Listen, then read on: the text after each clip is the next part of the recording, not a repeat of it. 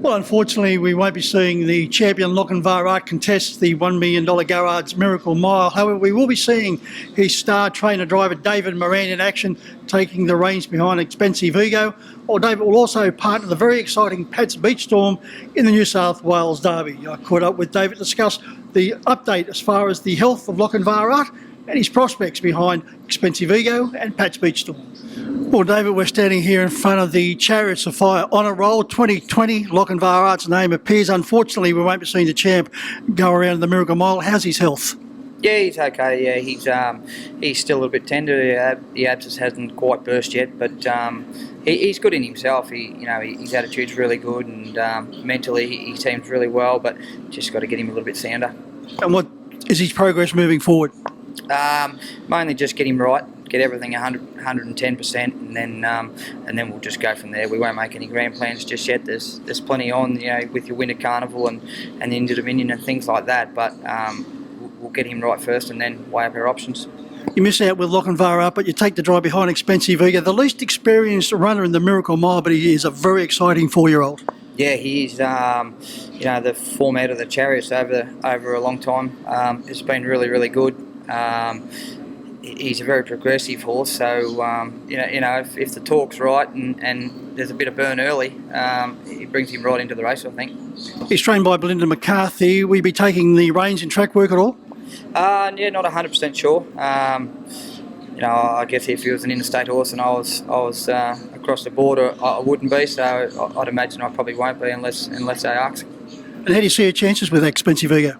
Yeah, really good, I think. Like I said, if there's a solid burn early or if there's something there that happens to park King of Swing, I think he's a really good hope.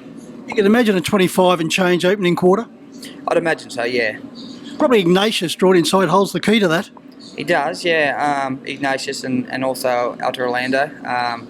He can be explosive off the gate, and if he happens to cross quick, it's naturally going to be a quick burn and probably a 25 and a half, 26 quarter. But then again, like you said, if Ignatius holds up, he then holds the key to the race, really.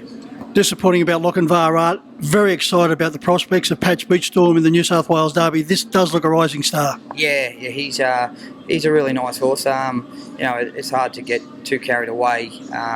You can never put him in the same category as Artie and them sort of things like that. But he's taken everything so far in his step. Not quite sure on how brave he is, whether he can do them sort of things, but he's explosive, his speed. So, in a race like the Derby, 2400, if he's anywhere near him, they'll know he's there.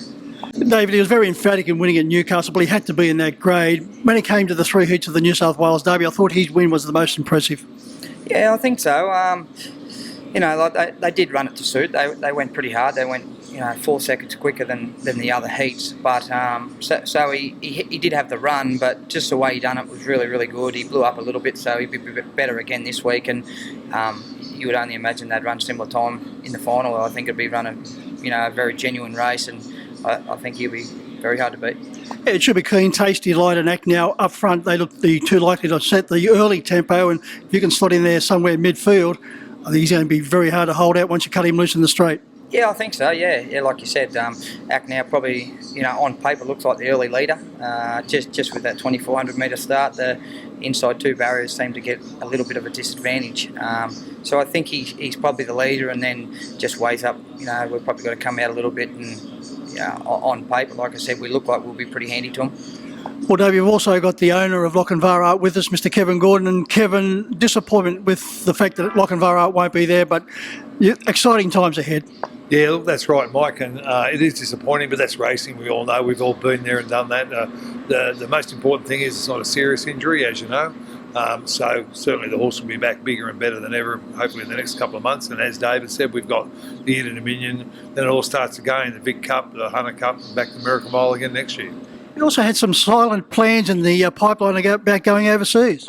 Yeah, well, that's right. And I mentioned to you a bit earlier that those plans have probably been put on hold now for this year due to COVID and due to Artie's injury. So you'll need a little bit of time off now to sort of get over that. It's only a slight injury, but we might as well take advantage of spelling him for the moment. So we'll have a bit of that. David will sort him out and get him right again. So certainly America's off the plans for this year, but hopefully back on again next year. Apart from your involvement in harness racing, you're also very much involved in the greyhound industry also as a valued sponsor and also on the board. Yeah, I'm on the board of Greyhound Racing New South Wales, and I'm a great supporter of the three codes. I think the three codes need to work together.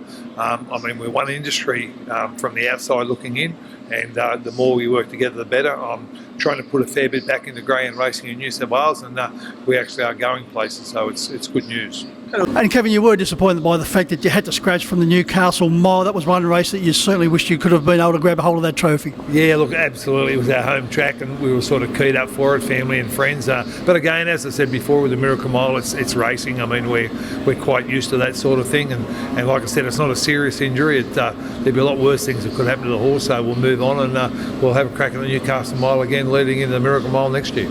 Well, David, sounds like the plans were already made out. It does, yeah, no, it does. It was, like Kevin said, it was a bit of a shame, and it was great. It would have been a great thrill for not only myself but Kevin and his family. But that's racing. If they could talk, you'd be a genius. So we'll butter up next year. And Kevin, apart from your interest in racing, your business Multicam is also going ahead in leaps and bounds.